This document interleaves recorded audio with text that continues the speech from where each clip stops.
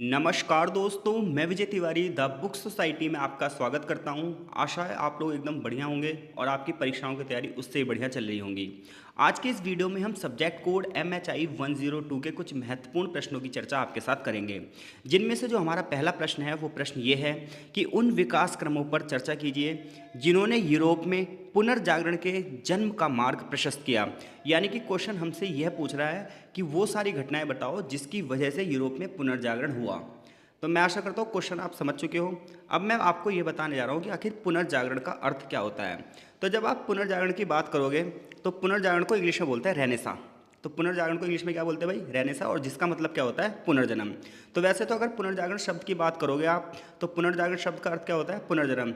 लेकिन जब हम हिस्ट्री में पढ़ते हैं रेनेसा के बारे में तो ये 14 से लेकर 16 सेंचुरी के बीच यूरोप में जो एक बौद्धिक जागरण हुआ है, जो एक सांस्कृतिक जागरण हुआ है, जो एक कलात्मक जागरण हुआ है, जो एक वैज्ञानिक जागरण हुआ है, ये उससे जुड़ा हुआ है।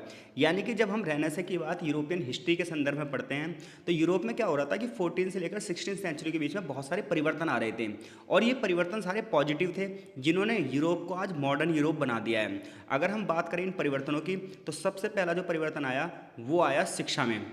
ज्ञान विज्ञान का प्रचार प्रसार हुआ, लोगों की जो थॉट्स है वो लॉजिकल हो गई। जबकि 14 सेंचुरी से पहले की जब आप हिस्ट्री पढ़ोगे यूरोप की तो यूरोप धार्मिक विश्वासों में जकड़ा हुआ था। वहाँ के लोगों की सोच जो थी लॉजिकल नहीं थी। साइंटिफिक एक्टिविटी भी ज़्यादा नहीं हो रही थी, यानी कि वैज्ञानिक गतिविधियाँ भी ज़्यादा नहीं थी।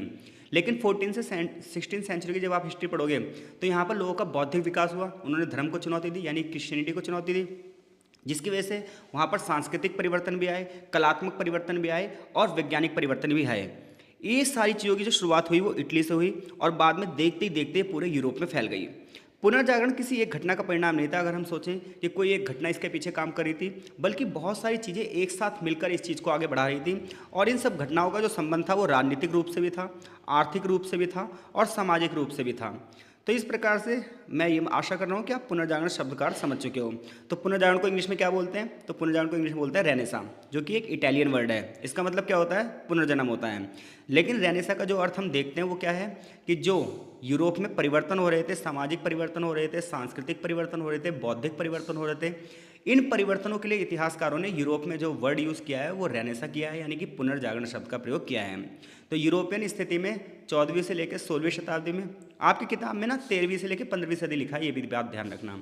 तो इस दौरान यूरोप में जो परिवर्तन हो रहे थे सामाजिक, आर्थिक, सांस्कृतिक, बौद्धिक, इन सब के लिए रेनेसा शब्द का प्रयोग किया जाता है। ठीक है भाई। और इसकी शुरुआत कहाँ से हुई थी? इटली से, और फिर देखते देखते पूरे यूरोप में क्या हुआ? फैल गया। अब हम बात कर रहे हैं आखिर पुनर्जागरण जो हुआ इसके लिए कौन कौन से कारण जिम्मेदार थे। तो सबसे पहला जो कारण जिम्मेदार था वो था धर्म युद्ध। तो धर्म युद्ध जो यूरोप का अगर आप इतिहास पढ़ोगे तो इसमें धर्म युद्धों का प्रभाव है। अब क्या होता है, जब यहाँ पर धर्म युद्ध हो रहे थे तो ऐसे में यूरोपियन देशों का संबंध जो है वो पूर्वी देशों से बढ़ा। यानी कि अगर मैं बात करूँ पूर्वी देश, ईरान, इराक, यानी कि उस समय का ऑटोमन साम्राज्य, इन देशों से इनका संबंध बढ़ा। अब जो अरेबियन लोग थे इनके माध्यम से इन्हें रोमन यूनानी ज्ञान के बारे में पता चला, विज्ञान और दर्शन का परिचय हुआ, नए नए विचारों के बारे में पता चला, नई नई वस्तुओं के बारे में पता चला। ऐसे में यूरोप के लोगों में ना जिज्ञासा उत्पन्न हुई कि आखिर ये चीज़ें कहाँ से आ रही हैं, हम इन चीज़ों को कैसे प्राप्त कर सकते हैं। और ऐसे में उनके जीवन में क्या आने लगा? परिवर्तन की शुरुआत हो गई। तो अगर मैं बात करूं यूरोप में जो पुनर्जागरण हुआ उसमें सबसे बड़ा जो प्रभाव रहा वो धर्म युद्ध का प्रभाव रहा, क्योंकि धर्म युद्ध की वजह से जो यूरोपियन देश हैं इनका जो है संपर्क कौन से देशों से हुआ? ईस्टर्न देशों से हुआ, यानी कि अरेबियन कंट्रियों से हुआ। अब जो ये अरबी लोग थे ये उस समय ज्ञानी माने जाते थे, तो इसी वजह से इनका जो रोम और यूनान का जो ज्ञान है, प्लेटो एरिस्टोटल के जो विचार हैं वो इन्हें नहीं पता चले। साइंस और फिलॉसफी के बारे में इन्हें पता चला, नए विचारों के बारे में पता चला, नई वस्तुओं के बारे में पता चला। और ऐसे में यूरोप के लोगों में जिज्ञासा उत्पन्न हो गई, परिवर्तन की भावना उत्पन्न हो गई। तो ध्यान रखना, जैसे ये क्वेश्चन आएगा आप फ्लो चार्ट बनाना एक बढ़िया से, और ये सारी जो हेडिंग है वो फ्लो चार्ट में लिख देना, क्योंकि कोई जरूरी नहीं आप बहुत बड़ा आंसर लिख रहे हो, आपने बढ़िया फ्लो चार्ट बनाया, हेडिंग बनाएंगे, नंबर उसके भी मिलते हैं यहाँ पर। तो पुनर्जागरण का पहला कारण समझ में आ गया आपको, धर्म युद्ध का प्रभाव। दूसरा कारण है व्यापार और नगरों का विकास। अब देखो जब व्यापार होता है तो व्यापारी समुद्र पार यात्रा करेंगे, वहाँ पर वो जो थॉट्स देखेंगे, जो विचार देखेंगे उसे वो अपने देश में आकर बताएंगे और इस तरीके से विचारों में परिवर्तन आएगा। बिल्कुल यही हुआ। भूमध्य सागरीय व्यापार के विस्तार हुआ जिसकी वजह से वेनिस शहर, फ्लोरेंस शहर, जेनेवा जैसे जो शहर थे वो बहुत ज़्यादा फेमस हो गए। इन शहरों की प्रसिद्धि की वजह से लोग यहाँ पर और जाकर आकर बसने लगे। नए नए वर्गों का उदय हुआ, इनमें से व्यापारिक वर्ग का भी उदय हुआ। जिसने कला को बढ़ावा दिया, साहित्य को बढ़ावा दिया और शिक्षा को बढ़ावा दिया। जैसे जैसे अर्थव्यवस्था मजबूत होती गई, संस्कृति भी मजबूत हो गई। ये बात ध्यान रखना, जैसे जैसे इकोनॉमी मजबूत होगी, यानी कि जैसे जैसे पैसा आएगा वैसे वैसे कल्चर भी डेवलप होता जाएगा, और जैसे जैसे पैसा डाउन होगा वैसे वैसे कल्चर भी क्या होगा, डिक्लाइन कर जाएगा। आर्थिक व्यवस्था से सांस्कृतिक व्यवस्था जुड़ी होती है, हमेशा ध्यान रखना। तो जो एरिया जैसे जैसे इकोनॉमिकल डेवलप होगा वैसे वैसे उसका कल्चर भी क्या होता जाएगा, डेवलप होता जाएगा। तो यूरोप में जो पुनर्जागरण हो रहा है, इसका पहला कारण क्या है, धर्म युद्ध। दूसरा कारण क्या है, व्यापार और नगरों का विकास हो रहा है, व्यापारिक गतिविधियां बढ़ रही है, व्यापारी दूसरे क्षेत्रों में जा रहे हैं और वहां से अपने साथ आर्थिक समृद्धि तो ला ही रहे हैं, साथ ही साथ विचार भी लेकर आ रहे हैं। तीसरी बात है कॉन्स्टेंटिन पॉल का पतन, यानी कि कुस्तुनतुनिया का पतन। तो कुस्तुनतुनिया जो कि यहाँ की राजधानी थी, इसका क्या हुआ, ऑटोमन तुर्कों द्वारा इस पर विजय प्राप्त कर ली गई, और जितने भी ग्रीक फिलोसफर्स थे, विद्वान थे, ये सब इटली आ गए। अब जो ये विद्वान इटली आए, वहाँ से भागकर जो इटली आए, ये अपने साथ बहुत सारी यूनानी पांडुलिपियाँ लेकर आए, अपने साथ बहुत सारा ज्ञान लेकर आए। इससे जो है लिटरेचर, साहित्य, दर्शन यानी कि फिलॉसफी के अध्ययन को नई गति मिली।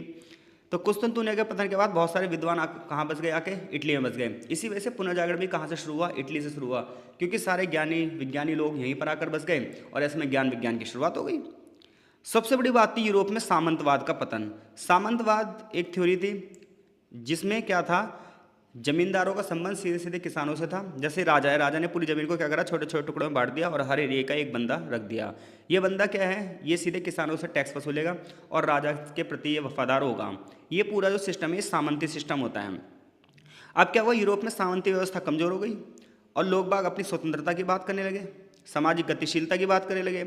नगरों और व्यापार का विकास धीरे धीरे बढ़ रहा था और सामंतों का प्रभाव धीरे धीरे करके घट रहा था। अब ऐसे में मानवतावाद का उदय हुआ। मानवतावाद की थ्योरी ये कहती है कि मनुष्य एक विवेकशील प्राणी है। मनुष्य के पास अपना बुद्धि होती है, अपनी विवेक होती है, अपनी क्षमताएं होती हैं, और ये क्षमताएं मनुष्य को भी आगे बढ़ाती हैं, समाज को भी आगे बढ़ाती हैं और देश को भी आगे बढ़ाती हैं।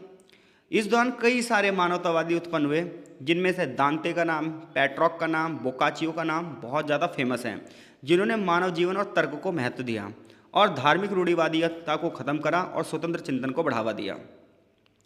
मुद्रण कला का आविष्कार, जोहेंस गुटेनबर्ग द्वारा जो है प्रेस की स्थापना हुई और सबसे पहले बाइबल की प्रतियां छापी गई। अब देखो, जब मुद्रण हुआ, प्रिंटिंग शुरू हुई, तो इससे क्या हुआ, किताबें आसानी तक लोगों तक पहुंचने लगी, क्योंकि पहले हाथों से किताबें लिखी जाती थी तो वो महंगी होती थी, तो जो अमीर लोग होते थे वही अपने लिए किताबें लगवा सकते थे। लेकिन जब प्रेस का निर्माण हुआ तो इससे क्या हुआ, किताबें छपनी आसान हो गई और उनकी कॉस्टिंग भी कम आ गई, जिसकी वजह से ज्ञान गाँव तक भी फैलने लगा, शिक्षा, नए विचार तेजी से लोगों तक पहुँचे, जिसकी वजह से लिटरेसी रेट बढ़ा, लोग पढ़ने लिखने लग गए और बौद्धिक ज्ञान को बल मिला। और लोग जितने ज़्यादा शिक्षित होते जाएंगे उनकी सोच उतनी ज़्यादा लॉजिकल होती जाएगी। समृद्ध संरक्षकों का योगदान। अब देखो भाई, कोई भी चीज़ तभी आगे बढ़ सकती है जब बड़े बड़े लोग उसको संरक्षण प्रदान करें, प्रोटेक्शन दें। सेम ऐसे हुआ तो यूरोप में जो धनी लोग थे, जैसे मेडिची फैमिली थी और अन्य धनी व्यापारी थे, इन लोगों ने कलाकारों को संरक्षण दिया, वैज्ञानिकों को संरक्षण दिया, साहित्यकारों को संरक्षण दिया। अगर धनी लोग इन लोगों को संरक्षण नहीं देंगे तो एक राइटर अपनी किताबें कैसे लिखेगा, साइंटिस्ट अपनी साइंटिफिक एक्टिविटी को कैसे बढ़ावा देगा, साहित्यकार कैसे अपना साहित्य लिखेगा। तो इन्हें जब संरक्षण मिलेगा तभी तो आगे बढ़ेंगे, और बिल्कुल यही हुआ। और इसका परिणाम ये हुआ कि आपने नाम सुना होगा, the great Leonardo da Vinci, Michelangelo, Raphael जैसे जो महान कलाकार थे, ये सब आगे बढ़ते गए यूरोप में। विश्वविद्यालय और शिक्षा का विकास हुआ, दर्शन, विज्ञान, गणित और चिकित्सा जैसे विषयों का अध्ययन बढ़ता गया। रोमन चर्च, जहाँ पहले पुनर्जागरण से पहले चर्च का दबदबा था भाई, अब इसका दबदबा क्या हो रहा था, धीरे धीरे करके कम हो रहा था।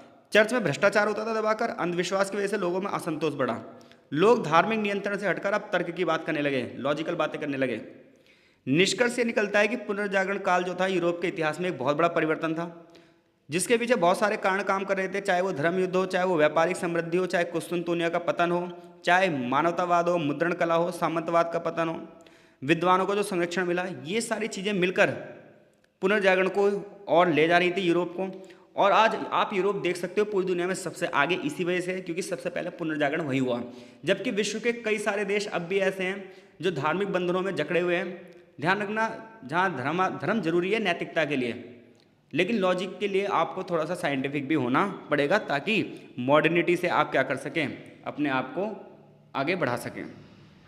इसी पुनर्जागरण ने आगे चलकर धर्म सुधार किया, वैज्ञानिक क्रांति करी, भौगोलिक खोज करी और प्रबोधन की नींव रखी। आशा करता हूँ अगर ये क्वेश्चन आया तो बढ़िया तरीके से हेडिंग बना के आप लिख दोगे। 500 वर्डों में आंसर लिखना है। जितनी बढ़िया फ्लो चार्ट हेडिंग बनाओगे आप, उतना बढ़िया आपको नंबर मिलेंगे। अगला क्वेश्चन है, लोकतंत्र के सामने आने वाली प्रमुख चुनौतियों की व्याख्या कीजिए। जो मैंने ये पुनर्जागरण वाला क्वेश्चन आपको पढ़ाया ये पहले चैप्टर से था, ठीक है। अगर आप अपनी किताब से पढ़ना चाहते हो तो आप पहले चैप्टर में जाके इसको पढ़ सकते हो। और अगर मैं लोकतंत्र की बात करूँ तो ये चैप्टर नंबर 6 से क्वेश्चन है कि लोकतंत्र के समक्ष आने वाली क्या क्या चुनौतियाँ हैं। तो एज वी नो, लोकतंत्र को इंग्लिश में क्या बोलते हैं, डेमोक्रेसी बोलते हैं भाई। और ये वो शासन व्यवस्था है जिसमें जनता की भागीदारी पर ध्यान दिया जाता है। यानी कि लोकतंत्र की मैं बात करूँ तो लोकतंत्र का मतलब क्या होता है, लोकतंत्र का मतलब होता है जनता ज़्यादा से ज़्यादा पार्टिसिपेट करे। जितना कम जनता पार्टिसिपेट करेगी उतना कमज़ोर लोकतंत्र होगा, जितना ज़्यादा जनता की भागीदारी होगी उतना ज़्यादा लोकतंत्र होगा। अब्राहम लिंकन ने इसकी एक परिभाषा दी है कि लोगों में से लोगों के लिए और लोगों द्वारा चुनी गई सरकार लोकतांत्रिक सरकार होती है। ये सिर्फ एक डेफिनेशन है, लेकिन अगर आप लोकतंत्र को समझना चाहते हो मास्टर्स लेवल पर तो लोकतंत्र का मतलब होता है जनता की ज़्यादा से ज़्यादा भागीदारी। तो लोकतंत्र वो शासन व्यवस्था है जिसमें जनता को सर्वोच्च सत्ता का सोर्स माना जाता है, कि जनता ही सत्ता का सोर्स है। हमारे भारत के संविधान की प्रस्तावना पढ़ोगे तो उसमें भी शुरुआत ऐसी है, हम भारत के लोग, जिससे पता चलता है संविधान की सत्ता का स्रोत कौन है, जनता है। तो आज अगर लोकतंत्र की बात करें तो विश्व की सबसे स्वीकार्य शासन प्रणाली यानी कि विश्व के ज़्यादातर देश इस बात पर सहमत है कि हमें डेमोक्रेसी लेकर चलनी चाहिए। लेकिन बात ये आ रही है, इस डेमोक्रेसी के सामने बहुत सारी चुनौतियां हैं और उन चुनौतियों में सबसे पहले चुनौती है लोक लुभावनवाद का बढ़ता प्रभाव। अब देखो, लोक लुभावनवाद का मतलब क्या है कि आजकल के जो नेता वेता होते हैं ना, ये लोकप्रिय वादे करते हैं और लोगों को इमोशनली अटैच करते हैं, जिसकी वजह से जनता का समर्थन प्राप्त कर लेते हैं और ये समस्या बड़ी दिक्कत कर देती है। जैसे फ्री वीज चल रहा है इंडिया में, अगर आप देखो या अलग अलग देशों में आप देखोगे तो जितने भी नेता आते हैं वो देश की जो गंभीरता है ना उसकी बात नहीं करते हैं, ठीक है। देश की इकोनॉमी की बात नहीं करते हैं, इंटरनेशनल रिलेशनशिप की बात नहीं करते हैं, देश की जो वास्तविक चुनौतियां हैं उनकी बात नहीं करते हैं, जनसंख्या वृद्धि की बात नहीं करते हैं। वो किसकी बात करते हैं कि हम महिलाओं को इतने पैसे देंगे, ठीक है, हम यहाँ पर जो है बिजली फ्री दे देंगे। मैं मानता हूँ बेसिक नीड फ्री होनी चाहिए, बट 3,000 4,000 5,000 रुपये देना, 10,000 रुपये चुनाव से पहले दे देना, ये सब क्या लोक लुभावनवाद है, जिसकी वजह से जो मेन मुद्दे हैं ना वो दब जाते हैं। तो अल्पकालिक वायदे किए जाते हैं, भावनात्मक मुद्दे दिए जाते हैं, जन समर्थन प्राप्त करने की कोशिश की जाती है, जिसकी वजह से ना पॉलिसी और देश दोनों कमज़ोर होते हैं। ये लोकतंत्र के सामने सबसे बड़ी चुनौती है आज के टाइम पे। दूसरी चुनौती है फेक न्यूज़ और दुष्प्रचार। आजकल क्या होता है, अपोजिशन पार्टियों के लिए क्या करता है, फेक न्यूज़ चलाई जाती है। सोशल मीडिया के माध्यम से झूठी और भ्रामक सूचनाएं तेजी से फैलती हैं, जिससे मतदाताओं की राय प्रभावित होती है और लोकतंत्र की क्वालिटी डाउन होती जाती है। राजनीतिक ध्रुवीकरण, जाति धर्म भाषा नस्ल के आधार पर समाज को बांटा जाता है ताकि वोटिंग के माध्यम से इस चीज़ का फ़ायदा उठा सके। चुनावी प्रोसेस में बहुत सारा धन खर्च किया जाता है और जो बाहुबली टाइप के लोग हैं वो इसमें बढ़ते जाते हैं, जिसकी वजह से राजनीति का अपराधीकरण होता जाता है। करप्शन और ट्रांसपेरेंसी, तो आपको पता है करप्शन बहुत है, ट्रांसपेरेंसी बिल्कुल भी नहीं है। सार्वजनिक संसाधनों का दुरुपयोग किया जाता है। समाज में आर्थिक असमानता बढ़ती जाती है, अमीर अमीर होते जाते हैं और गरीब गरीब होते जाते हैं। लोकतांत्रिक जो संस्थाएं हैं जैसे न्यायपालिका हो गई, निर्वाचन आयोग हो गया, मीडिया हो गए, इनकी स्वतंत्रता नहीं रह जाती, ये सिर्फ सरकार के पिछलग्गू बनकर काम करने लग जाते हैं, जिसकी वजह से डेमोक्रेसी बिल्कुल बेकार हो जाती है। मानव अधिकारों को चुनौती मिलती है। एक मनुष्य होने के नाते हमें बहुत सारे अधिकार प्राप्त होते हैं, लेकिन कई बार क्या होता है, लोकतंत्र में वैसे तो अधिकार प्रदान किए जाते हैं लेकिन कई बार अपने फायदे के लिए उन अधिकारों को दोहन भी किया जाता है। आज वैश्वीकरण का युग है, वैश्वीकरण ने कहीं ना कहीं स्वतंत्रता को प्रभावित किया है। आज साइबर सिक्योरिटी जैसी समस्याएं आ गई हैं जिसने चुनौतियों को और ज़्यादा बढ़ा दिया है। नागरिकों की प्राइवेसी बहुत बड़ा मुद्दा बन चुका है लोकतंत्र के सामने आज। और अब जनता ना धीरे धीरे करके पार्टिसिपेट ही नहीं कर रही है, चुनाव के अलावा और कहीं पार्टिसिपेट कर ही नहीं रही जनता, क्योंकि जनता को इतना ज़्यादा बिजी कर दिया गया है कि जनता को शासन प्रणाली से अब ज़्यादा कोई लेना देना नहीं है। जितनी ज़्यादा बेरोजगारी होगी आप ध्यान रखना उतना ज़्यादा विरोध प्रदर्शन होगा। समाधान क्या कर सकते हैं, समाधान ये है कि चुनाव निष्पक्ष होने चाहिए, स्वतंत्र होने चाहिए। जो पैसा दिया जाता है चुनाव में उसमें पारदर्शिता होनी चाहिए। लोगों को डिजिटली एजुकेशन देना चाहिए, मीडिया को इस चीज़ का बढ़ावा देना चाहिए, ठीक है, भ्रष्टाचार को कम करने के प्रयास करने चाहिए और सोशल जस्टिस के लिए नीतियां बनाई जानी चाहिए। नागरिकों को शिक्षा दी जानी चाहिए ताकि लोग अवेयर हो सकें। तो लोकतंत्र केवल चुनाव करवाने की व्यवस्था नहीं है, बल्कि स्वतंत्रता, समानता, न्याय और सहभागिता को बढ़ावा देने की भी बात करता है। तो अगर क्वेश्चन आया लोकतंत्र की चुनौतियाँ, मैं आशा करता हूँ ये क्वेश्चन आप जरूर कर दोगे। अगला question very very very important क्वेश्चनों में से एक है कि धार्मिक विश्वास पर प्रबोधन के प्रभाव की चर्चा कीजिए। बहुत इंपॉर्टेंट क्वेश्चन है भाई, इसके भी आने की बहुत ज़्यादा चांस है। चैप्टर नंबर 2 से ये क्वेश्चन है कि प्रबोधन के प्रभाव की चर्चा कीजिए। तो देखो भाई, प्रबोधन की बात करें तो प्रबोधन एक बौद्धिक आंदोलन है। प्रबोधन तर्क को बढ़ावा देता है, यानी कि मनुष्य की सोच कैसी होनी चाहिए, तर्कशील होनी चाहिए। मनुष्य को विज्ञान और अनुभव पर विश्वास करना चाहिए। इसका उद्देश्य यह था कि समाज में अंधविश्वासों को खत्म किया जा सके, रूढ़िवाद को खत्म किया जा सके और निरंकुश सत्ता को चुनौती दी जा सके। और इस आंदोलन का प्रभाव यूरोप में जो है धार्मिक विश्वासों पर पड़ता है और चर्च की भूमिका पर बहुत गहरा प्रभाव पड़ता है। तो जब आप प्रबोधन की बात करोगे तो एक कैसा आंदोलन है, बौद्धिक आंदोलन है, जो कि कैसी सोच की बात कर रहा है, तर्कशील सोच की बात कर रहा है, विज्ञान और अनुभव की बात कर रहा है, मानव के अधिकारों की बात कर रहा है। प्रबोधन का उद्देश्य क्या था भाई? प्रबोधन का उद्देश्य ये था कि अंधविश्वासों को खत्म किया जा सके, समाज को वैज्ञानिक सोच की ओर बढ़ावा दिया जा सके। और ये सब कहाँ हो रहा है? यूरोप में हो रहा है। क्यों? क्योंकि यूरोप में ईसाई धर्म का दबदबा था, चर्च का दबदबा था। चर्च जैसा कहता था लोग वैसे मान लेते थे। चर्च लूट खसोट की एक संस्था बन चुकी हुई थी और लोगों का जीवन बद से बदतर होता जा रहा था। अब हम पढ़ रहे हैं कि धार्मिक विश्वास पर प्रबोधन का क्या प्रभाव पड़ा। तो जहाँ प्रबोधन के जो विचारक थे उन्होंने धार्मिक मान्यताओं को चुनौती दी, उन्होंने तर्कशील प्रश्न पूछे, प्रमाण पर कसौटी रखने की प्रथा को बल दिया, अंधविश्वास और चमत्कारों के स्थान पर वैज्ञानिक सोच को महत्व मिला।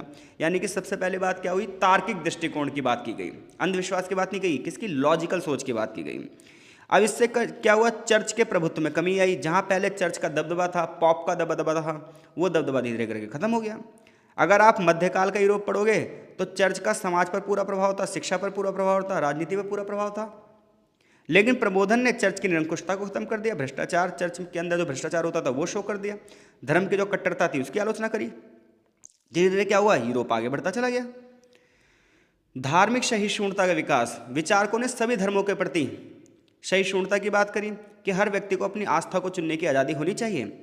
और इसी वजह से सेक्युलरिज्म का उदय हुआ, यानी कि धर्मनिरपेक्षता की जो हम आज बात करते हैं वो प्रबोधन की ही देन है। धर्मनिरपेक्षता का मतलब ये है कि हम सभी धर्मों का सम्मान करते हैं।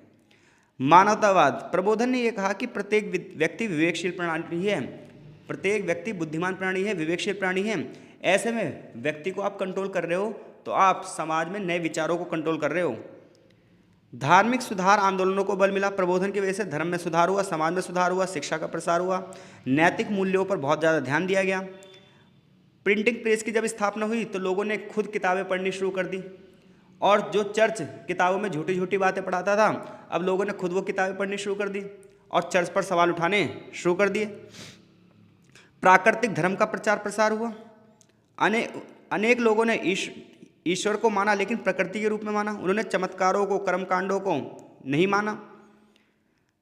कुछ प्रबोधन के जो विचारक हैं उनकी बात करें तो एक थे वॉल्टेयर, इन्होंने अभिव्यक्ति की स्वतंत्रता को बढ़ावा दिया है और चर्च की आलोचना करी है। जॉन लॉक, जिन्हें उदारवाद का जनक कहा जाता है। मॉन्टेस्क्यू, जिन्होंने सत्ता के पृथक्करण की बात करी कि धर्म का क्षेत्र अलग होना चाहिए और सत्ता का क्षेत्र अलग होना चाहिए। और जीन जैक रूसो, जिन्होंने जनरल विल की अवधारणा दी थी। तो ये कुछ विचारक हैं जो प्रबोधन काल के विचारक हैं। निष्कर्ष ये है कि प्रबोधन ने धर्म को समाप्त नहीं किया, उसका उद्देश्य धर्म को समाप्त करना नहीं था बल्कि धर्म में सुधार लाना था, ताकि लोगों की जो सोच है वो लॉजिकल हो सके, लोग अपनी बुद्धि का प्रयोग कर सकें, समाज में जो है सहिष्णुता यानी कि टॉलरेंस को बढ़ावा मिल सके। और इन्होंने धर्मनिरपेक्ष राज्य, मानवाधिकार और वैज्ञानिक दृष्टिकोण को बढ़ावा दिया है। अगला क्वेश्चन बहुत ज़्यादा इंपॉर्टेंट है ये क्वेश्चन भी भाई। क्वेश्चन है, फ्रांसीसी क्रांति ने यूरोप में राष्ट्रवाद और संप्रभुता को किस प्रकार आकार दिया है? हम सभी जानते हैं 1789 में विश्व इतिहास में एक बहुत बड़ी क्रांति हुई, जिस क्रांति का नाम है फ्रेंच रेवोल्यूशन यानी कि फ्रांसीसी क्रांति। इस क्रांति ने दुनिया में स्वतंत्रता, समानता और बंधुत्व का नारा दिया कि पूरी दुनिया में स्थापना होनी चाहिए किसकी? स्वतंत्रता की, समानता की और भाईचारे की। इन्होंने निरंकुश राजतंत्र मतलब राजाओं का जो शासन था, जिन पर कोई अंकुश नहीं था, उसे खत्म करने की बात करी। सामंती व्यवस्था को चुनौती दी। इसका परिणाम यह हुआ कि नेशनलिज्म यानी कि देशभक्ति की भावना बहुत तेज गति से आगे बढ़ी। जनता ने संप्रभुता यानी कि अपने निर्णय खुद लेने की बात करी, और जिससे पूरे यूरोप नहीं बल्कि पूरे विश्व की राजनीति में हलचल मच गई। तो क्वेश्चन हमसे यही पूछा है भैया, फ्रांसीसी क्रांति ने यूरोप में राष्ट्रवाद मतलब होता है देशभक्ति की भावना, संप्रभुता का मतलब होता है अपने निर्णय लेने का अधिकार, इसको किस प्रकार आकार दिया? तो सामंतवादी प्रथा में, निरंकुश राजतंत्र में क्या था? लोग राजा की भक्ति करते थे, देश की भक्ति नहीं। राजा जो कहता था उन्हें वो करना पड़ता था, लोगों को अपने निर्णय लेने की आज़ादी नहीं थी। फ्रांसीसी क्रांति ने इन सबको कैसे प्रभावित किया? तो देखो, फ्रांसीसी क्रांति का राष्ट्रवाद पर क्या प्रभाव पड़ा? क्रांति से पहले लोग क्या करते थे, राजा को फॉलो करते थे, देश को फॉलो नहीं करते थे। क्रांति के बाद विचार यह स्थापित हुआ कि राजा सर्वोच्च नहीं है, देश सर्वोच्च है। राजा तो आएंगे जाएंगे, देश तो देश रहना चाहिए ना, तो राज्य जो है वो जनता का है। इससे आधुनिक राष्ट्र राज्य की अवधारणा को बल मिला। तो फ्रांसीसी क्रांति के राष्ट्रवाद पर क्या प्रभाव पड़ा कि पहले राजा सर्वोच्च था, अब ये हुआ राज्य सर्वोच्च है, यानी कि देश सर्वोच्च है। राष्ट्रीय एकता की भावना पैदा हुई कि देश के किसी भी कोने में रहने वाला जो बंदा है वो सारे एक ही मिट्टी के लोग हैं और इन सबको क्या करना पड़ेगा, एक दूसरे को सपोर्ट करना पड़ेगा। इससे नेशनल यूनिटी की भावना को क्या हुआ, बढ़ावा मिला। राष्ट्रीय प्रतीकों का विकास हुआ कि भाई एक देश के लोग जो हैं उनका अपना एक झंडा होगा, अपना एक राष्ट्रगान होगा, अपना एक राष्ट्र दिवस होगा, नागरिकता होगी। ये सब जो विचार हो फ्रांसीसी क्रांति से ही लोग आगे बढ़े हैं। यूरोप में राष्ट्रवादी आंदोलन फ्रांसीसी क्रांति से प्रेरित होकर, भैया वही है, खरबूजे के देखो खरबूजा रंग बदलता है, बिल्कुल वही हुआ। फ्रांसीसी क्रांति से प्रेरित होकर इटली में भी, जर्मनी में भी, स्पेन में भी, पोलैंड में भी, ग्रीस में भी, हंगरी में भी आंदोलन शुरू हो गए। हर एक देश देशभक्ति की भावना को लेकर आगे बढ़ने लगा। फ्रांसीसी क्रांति का संप्रभुता पर क्या प्रभाव पड़ा। संप्रभुता मतलब इंग्लिश में बोलते हैं सॉवरेंटी, और इसका मतलब ये होता है कि अपने निर्णय हम क्या लेंगे, स्वयं लेंगे। तो फ्रांसीसी क्रांति का संप्रभुता पर यह प्रभाव पड़ा कि जनसत्ता की स्थापना हुई। क्रांति ने यह सिद्धांत स्थापित किया कि सत्ता का सोर्स तो जनता ही होती है, राजा नहीं होती है। जबकि पहले होता था सत्ता का सोर्स कौन है, राजा है। अब सत्ता का सोर्स कौन है, जनता है। शासन की वैधता जनता की सहमति पर मानी जाने लगी। जनता जिस राजा से सहमत होगी वही राज करेगा, जिससे नहीं सहमत होगी उसे हटा दिया जाएगा। सबसे बड़ी बात यह हुई कि निरंकुश राजतंत्र का अंत हुआ। राजाओं को जो पहले देवी अधिकार थे वो खत्म हो गए। ये हुआ कि भाई लोग अधिकार देंगे। नागरिक अधिकारों की स्थापना हुई। स्वतंत्रता, समानता और कानून के समक्ष समानता जैसे अधिकारों को मान्यता दी गई। संविधान का विकास हुआ और यूरोप पर इसका प्रभाव ये पड़ा कि जितने भी निरंकुश राजतंत्र थे उनकी सत्ता खत्म हो गई। लोकतंत्र को बढ़ावा मिला, संविधानवाद को बढ़ावा मिला, नागरिकों के अधिकारों को बढ़ावा मिला। और नेपोलियन बोनापार्ट के अभियान से क्रांति के सिद्धांत धीरे धीरे करके पूरे यूरोप में फैल गए और इस तरीके से यूरोप में क्रांतियों का एक दौर शुरू हो गया जहां राजाओं का सत्ता धीरे धीरे करके खत्म होने लगी। निष्कर्ष ये निकलता है कि फ्रांसीसी क्रांति ने यूरोप की राजनीतिक व्यवस्था में बहुत सारे परिवर्तन किए, जहां इसने राष्ट्रवाद और संप्रभुता को बढ़ावा दिया, स्वतंत्रता, समानता और नागरिक अधिकारों को पूरी दुनिया में बढ़ावा देने का प्रयास किया। तो मैं मान के चल रहा हूं कि अगर इन सारे क्वेश्चनों में से कोई भी क्वेश्चन आया तो आप डेफिनेटली सारे क्वेश्चन कर दोगे। क्वेश्चन नंबर 5 की ओर बढ़ते हैं। बहुत बढ़िया क्वेश्चन है ये भी। क्वेश्चन है, वी उपनिवेशीकरण पर एक निबंध लिखिए। क्या ये उपनिवेशवाद को अंत को संदर्भित करने के लिए उपयुक्त शब्द है। तो देखो, सबसे पहले वी उपनिवेशीकरण का मतलब समझो, तब तुम्हें बात आगे की समझ में आएगी। तो देखो, आपको पता है ब्रिटेन, फ्रांस, स्पेन, पुर्तगाल जैसे जो देश थे वो छोटे छोटे देशों को गुलाम बना रहे थे। जो ये प्रोसेस था ये तो था उपनिवेशवाद। कौन सा प्रोसेस था, उपनिवेशवाद। अब आपको पता है सेकेंड वर्ल्ड वॉर के बाद सारे देश आज़ाद हो रहे थे। जो ये आज़ाद हो रहे थे तो ये उपनिवेशवाद खत्म हो रहा था और इसी को बोलते हैं वी औपनिवेशीकरण। तो वी औपनिवेशीकरण जो शब्द है ये उस प्रोसेस को दिखा रहा है जिस प्रोसेस के माध्यम से एशिया के देश, अफ्रीका के देश, लतीनी अमेरिका के देश आज़ाद हुए थे। तो क्या वी उपनिवेशीकरण जो है ये उपनिवेशवाद के अंत के लिए एक अच्छा शब्द है, क्वेश्चन हमसे ये पूछ रहा है। तो देखो, वी औपनिवेशीकरण जिसे इंग्लिश में डीकोलोनाइजेशन बोलते हैं, ये हिस्ट्री का एक प्रोसेस है जिसके माध्यम से जो एशिया के देश हैं, अफ्रीका के देश हैं, लैटिन अमेरिका के जो देश हैं ये आज़ाद हुए। और ये प्रक्रिया जो हुई सेकेंड वर्ल्ड वॉर के बाद शुरू हुई, यानी कि दुनिया के बहुत सारे जो देश हैं वो सेकेंड वर्ल्ड वॉर के बाद ही आज़ाद हुए। उसका रीज़न है क्योंकि ज़्यादातर देश जो है वो ब्रिटेन और फ्रांस के गुलाम थे और ब्रिटेन और फ्रांस की जो ताकत है वो सेकेंड वर्ल्ड वॉर में लगभग खत्म हो गई थी, क्योंकि सेकेंड वर्ल्ड वॉर के बाद अमेरिका और रशिया दो बड़ी सुपर पावर बन चुकी थी। तो ऐसे में जो देश अपनी सत्ता नहीं चला पा रहा वो दूसरों की क्या चलाएगा, इस वजह से बहुत सारे देश आज़ाद हुए, उन्हीं में से एक भारत भी था। तो भारत की आज़ादी का एक बहुत बड़ा कारण जो था वो सेकेंड वर्ल्ड वॉर भी था, ये ध्यान रखना। तो वी उपनिवेशीकरण एक प्रोसेस है जिसके माध्यम से एशिया, अफ्रीका और लतीनी अमेरिका के जो उपनिवेशी देश हैं ये औपनिवेशिक शासन से क्या हुए, आज़ाद हुए। ये प्रक्रिया कब शुरू हुई, सेकेंड वर्ल्ड वॉर के बाद शुरू हुई।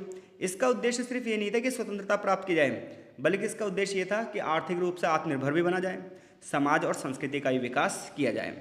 वी औपनिवेशीकरण की अगर मैं प्रक्रिया की बात करूँ तो वी औपनिवेशीकरण की प्रक्रिया में सबसे पहले क्या हुआ, राष्ट्रवादी आंदोलनों का उदय हुआ। हर देश, जितने भी देश गुलाम थे, इन सभी देशों में आंदोलन हो रहे थे। जैसे भारत में भी भारत छोड़ो आंदोलन, उससे पहले सविनय अवज्ञा आंदोलन हुआ था, उससे पहले असहयोग आंदोलन शुरू हुआ था। तो इसी प्रकार से हर देश में आंदोलन हो रहे थे, ये मत सोचना भारत में हो रहे थे। तो वी औपनिवेशीकरण की जो प्रक्रिया थी इसमें सबसे पहला प्रोसेस इसका कहाँ से शुरू होता है, जब हर देश के लोग जागरूक हुए कि उन्हें विदेशी शक्तियों को अपने देश से भगाना है और यहाँ से राष्ट्रवादी आंदोलनों की शुरुआत हुई। भारत, इंडोनेशिया, वियतनाम, घाना, केनिया, अल्जीरिया जैसे देशों में स्वतंत्रता आंदोलन तेज हुए। फिर सेकेंड वर्ल्ड वॉर आया। सेकेंड वर्ल्ड वॉर में ब्रिटेन, फ्रांस और अन्य यूरोपीय शक्तियाँ आर्थिक रूप से भी कमज़ोर हो गई थी और सैनिक रूप से भी कमज़ोर हो गई थी। भाई मैं कह रहा हूँ युद्ध में आप जीत भी जाओ ना, तब भी तो आपको नुकसान होता है। करोड़ों करोड़ रुपए के हथियार खराब हो जाते हैं, लाखों लोग मारे जाते हैं, तो कंट्रोल करना बहुत कठिन हो गया था। यूएनओ का निर्माण हुआ 24 अक्टूबर 1945 और यूएनओ ने यह सिद्धांत दिया कि पूरे विश्व में सभी देश जो है वो स्वतंत्र होने चाहिए। शीत युद्ध का प्रभाव पड़ा। अमेरिका और सोवियत संघ, दुनिया दो भागों में बढ़ चुकी थी, एक तरफ था अमेरिका और एक तरफ था सोवियत संघ। दोनों ने ही उपनिवेशवाद का विरोध किया कि हर एक देश आज़ाद होना चाहिए। हालांकि इसके पीछे इनकी ये चाल थी कि हम देशों को आज़ादी दिलवाएंगे तो देश हमारा पिछलग्गू बन जाएगा।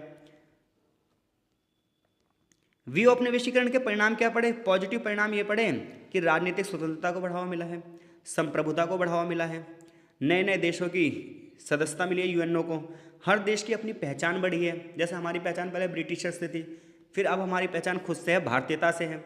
शिक्षा, स्वास्थ्य जैसी जो सुविधाएं हैं वो बढ़ी हैं।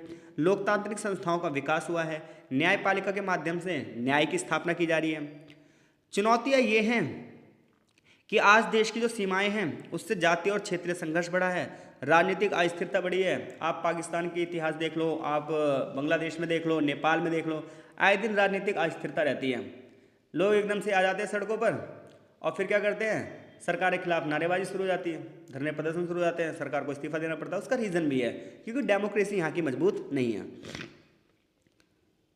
अब क्वेश्चन हमसे आगे पूछा गया कि आप विओपनिवेशीकरण उपनिवेशवाद के अंत के लिए एक सही शब्द है? हाँ भी आंसर है इसका और नहीं भी आंसर है। अगर हाँ की बात करूँ तो बात बिल्कुल सही है क्योंकि विओपनिवेशीकरण की वजह से लोगों को आज़ादी मिली, विदेशी शासन समाप्त हुआ, नए नए देशों का उदय हुआ, आत्मनिर्णय का अधिकार मिला। लेकिन अगर मैं विपक्ष में तर्क दूँ तो विओपनिवेशीकरण ने उपनिवेशवाद को पूरी तरीके से समाप्त नहीं किया। आज भी लोग ना एक अलग तरीके से बड़े बड़े देशों पर निर्भर हैं। जैसे भारत की बात कर लो, हम अमेरिका के खिलाफ निर्णय नहीं ले पाते हैं क्योंकि आज एक नए तरीके से ना छोटे छोटे देशों को कंट्रोल कर लिया गया है। जो एमएनसी कंपनियां हैं, व्यापारिक संस्थाएं हैं, इसकी वजह से शक्तिशाली देशों का प्रभाव बढ़ चुका है, जिसने न्यू कॉलोनिज्म यानी कि नव उपनिवेशवाद को बढ़ावा दिया है, जिसने छोटे छोटे देशों की निर्भरता बड़े देशों पर इस तरीके से कर दी है कि छोटे देश अपना निर्णय स्वयं ले ही नहीं पा रहे हैं। आप वेनेजुला को देख लो, वहाँ के राष्ट्रपति को अमेरिका ने गिरफ्तार कर लिया। आप यूक्रेन को देख लो, वो अपना निर्णय स्वयं नहीं ले पा रहा, जिसकी वजह से वो रूस से पिट रहा है। तो ये बड़ी समस्या है, नव उपनिवेशवाद चल रहा है। एक तरीके से वहाँ से तो देश आज़ाद हो गए, अब एक नई तरीके से गुलाम बन गए जिसके बारे में लोगों को पता ही नहीं है। तो अगर विओपनिवेशीकरण का ये क्वेश्चन आया तो मैं आशा करता हूँ इस क्वेश्चन को भी आप कर दोगे। इस वीडियो में हम इतना ही रख रहे हैं। अगले जो 5 क्वेश्चन हैं वो हम पार्ट 2 में डिस्कस करेंगे। टोटल इस PDF में जो है वो 10 क्वेश्चन हैं। मिलते हैं आपसे नेक्स्ट वीडियो में।